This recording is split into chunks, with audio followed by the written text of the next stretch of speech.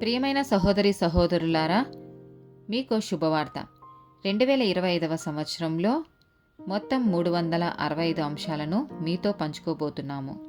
జనవరి 1వ తేదీ నుండి ప్రతిరోజు ఒక అంశము మరియు దానికి సంబంధించిన వాక్యమును పంచుకుంటాము.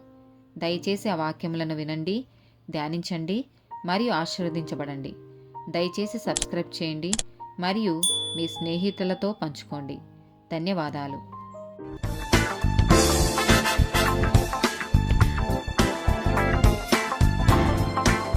ప్రియమైన సహోదరి సహోదరులారా, 108th డే టాపిక్ ఓర్పు. మత్తయి సువార్త 10వ అధ్యాయము 22వ వచనము. మీరు నా నామము నిమిత్తము అందరి చేత ద్వేషింపబడుదురు, అంతము వరకును సహించినవాడు రక్షింపబడును. 1 కొరింథీయులకు రాసిన పత్రిక 13వ అధ్యాయము 4 నుండి 7 వచనాలు. ప్రేమ దీర్ఘకాలము సహించును, దయ చూపించును.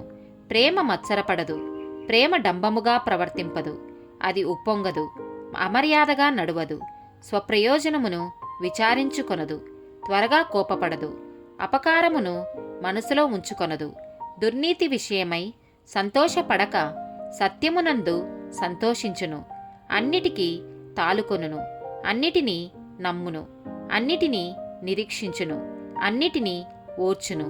1 కొరింథీయులకు రాసిన పత్రిక 15వ అధ్యాయము 58వ వచనము.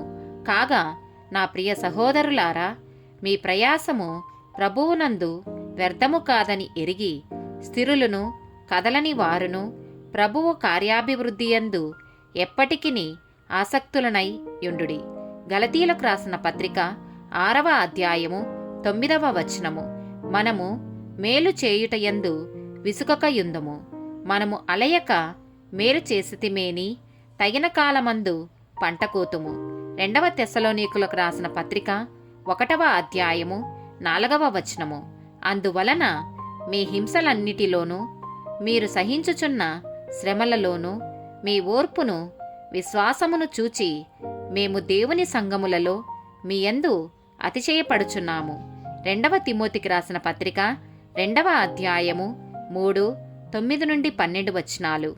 క్రీస్తు యేసు యొక్క మంచి సైనికుని వలె నాతో కూడా శ్రమను అనుభవించుము. నేను నేరస్తుడనై ఉన్నట్టు ఆ సువార్త విషయమై సంకెళ్లతో బంధింపబడి శ్రమపడుచున్నాను. అయినను దేవుని వాక్యము బంధింపబడి ఉండలేదు. అందుచేత ఏర్పరచబడిన వారు నిత్యమైన మహిమతో కూడా క్రీస్తు యేసునందలి రక్షణ పొందవలెనని నేను వారి కొరకు సమస్తము ఓర్చుకొనుచున్నాను. ఈ మాట నమ్మదగినది. ఏదనగా మనం ఆయనతో కూడా చనిపోయిన వారమైతే ఆయనతో కూడా బ్రతుకుదుము, సహించిన వారమైతే ఆయనతో కూడా ఏలుదుము. ఆయనను ఎరుగమంటే మనలను ఆయన ఎరుగననును. 2వ తిమోతికి రాసిన పత్రిక 4వ అధ్యాయము 5 నుండి 8 వచనాలు. అయితే నీవు అన్ని విషయములలో మితముగా ఉండుము, శ్రమపడుము, సువార్తికుని పనిచేయుము, నీ పరిచర్యను సంపూర్ణముగా జరిగించుము. నేనిప్పుడే పానార్పణముగా పోయబడుచున్నాను. నేను వెడలిపోవు కాలము సమీపమై ఉన్నది.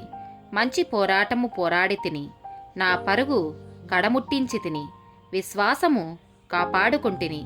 ఇక మీదట నా కొరకు నీతి కిరీట ముంచబడి ఉన్నది. ఆ దినమందు నీతిగల న్యాయాధిపతి అయిన ప్రభువు అది నాకు మాత్రమే కాకుండా తన ప్రత్యక్షతను అపేక్షించు వారికందరికీ అనుగ్రహించును. హెబ్రీలకు రాసిన పత్రిక 3వ అధ్యాయము 14వ వచనము. పాపము వలన కలుగు భ్రమచేత మీలో ఎవడును కఠినపరచబడకుండునట్లు నేడు అనబడు సమయముండగానే ప్రతిదినమును ఒకనికొకడు బుద్ధి చెప్పుకునుడి. ఆమెన్.